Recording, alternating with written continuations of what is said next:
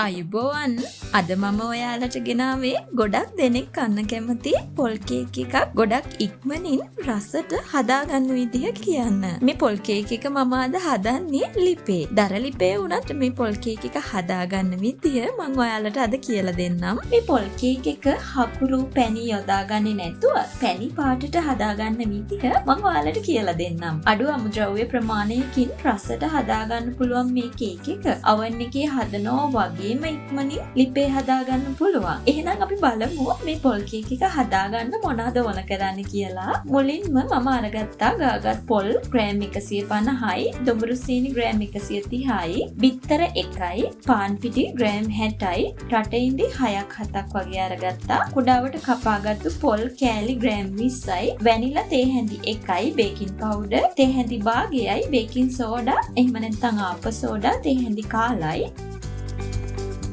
සුවඳ කුඩු එක හදාගන්න අරගත්තා. එනසල් කරාඹු නැටි සහ කුරුඳු මේ සියල්ල කබලේ බැඳගෙන කුඩු කරලා තමයි මම මේ සුවඳ කුඩු එක හදාගත්තේ. අපි දැන් මේ කේක් එක හදමු. මුලින්ම මම පොල් පැණි එක හදාගන්න ලෑස්ති. එකට මම භාජනයක් ලිපේ තියලා සීනි මේස හැඳි 3ක් දාගෙන කැරමල් කරගන්නවා.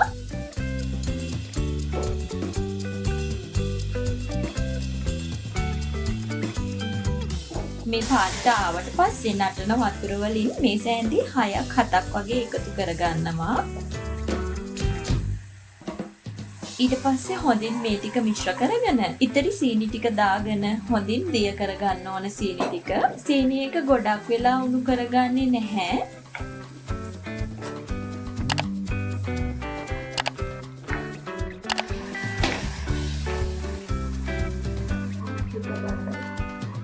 මේ ගානට බුබුලු දාගෙන එද්දී ඒකට මම පොල් ටික එකතු කරගන්නවා. ඊට පස්සේ විනාඩියක් වගේ මේ ටික මිශ්‍ර කරගන්න ඕන. ඉතින් මේ විදියට හදාගත්තු පොල් පැණි එක මම නිවෙන්න තියෙනවා. මේ පොල් කේක් එක ලිපේ හදන්නේ මම අද. ඉතින් මම මේකට ගන්නේ රයිස් කුකර් එකේ බෝල් එක. ඔයාලා දර ලිපක් ගන්නව නම් රොටි කබල තියලා ඒක උඩින් සාස්පානක් තියලා මේ විදිහ රැග් එකක් දාලා විනාඩි 15ක් වගේ රත් වෙන්න තියන්න. මම ඒ විදිහටම රයිස් කුකර් එකේ බෝල් එකට මේ විදිහේ රැග් එකක් දාලා හීට් වෙන්න තියනවා. විනාඩි 10ක් වගේ අඩු ගින්දරේ මේක ප්‍රීහීට් වෙන්න මම ලිප උඩ තියනවා. ඒ අතරේ මම බෝල් එකකට බිත්තරයක් එකතු කරගෙන හොඳින් මිශ්‍ර කරගන්නවා. ඒකට මම සුවඳ කුඩු ටික එකතු කරගන්නවා. නැවතත් හොඳින් මිශ්‍ර කරගෙන පොල් පැණි ටික එකතු කරගන්නවා. මේ වෙලාවේදී පොල් පැණි හොඳටම නිවිලා තියෙන්නේ. දැන් මේ ටික හොඳට මිශ්‍ර කරගන්න ඕන.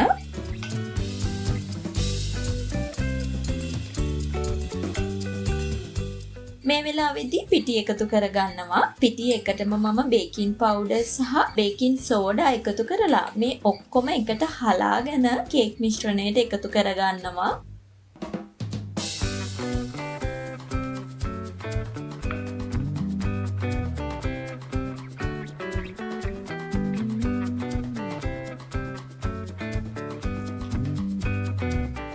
දැන් මම මේකට වැනිලා එකතු කරගන්නවා.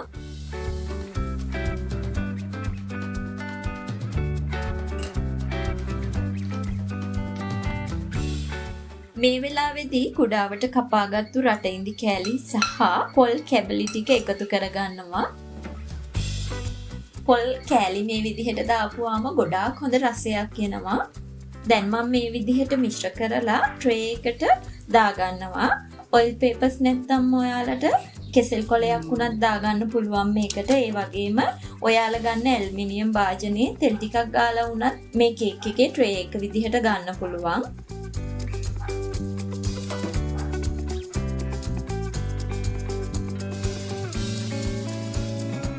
දැන් ඔන්න මම ප්‍රීහීට් වෙලා තියෙන සාස්පානට කේක් එක මේ විදිහට දාලා හොඳින් පියනකින් වහගෙන විනාඩි 25 30ක් වගේ වෙලාවක් කේක් එක බේක් කරගන්නවා. ඔයාලා නිතරම මේ භාජනය අරින්න එපා. එහෙම වුණොත් එහෙම කේක් එක හොඳට පිපෙන්නේ නැතුව යනවා. ලිපේ ගින්දර අඩුවෙන් තියලා මේ කේක් එක බේක් කරගන්න ඕන. ඉතින් මේ තියෙන්නේ විනාඩි 30කට විතර පස්සේ හොඳින් බේක් වෙලා තියෙන කේක් එක. කේක් එක නිවුණාට පස්සේ තෙල් කඩදාසි මම අයින් කරගන්නවා. ඔයාලට දැන් පේනවා ගොඩක් ලස්සනට පැණි පාටට කේක් එක හැදිලා තියෙනවා. oven එකේ හදනවා වගේම ලස්සනට හොඳට මේ කේක් එක හැදිලා තියෙනවා. මම මේක දැන් කපන්න ලෑස්ති. බලන්නකෝ ඇතුළත් ගොඩක් හොඳින් බේක් වෙලා තියෙනවා. ඒ වගේම පොල් කෑලි එකතු කරලා තියෙන නිසා ගොඩක් හොඳ රසයකුත් තියෙනවා. ඉතින් වැඩි වියදමක් නැතුව ගොඩක් ඉක්මනින් රසට හදාගන්න පුළුවන් මේ පොල් කේක් එක ඔයාලත් අනිවාර්යෙන්ම ගෙදර ඉඳලා හදලා බලන්න.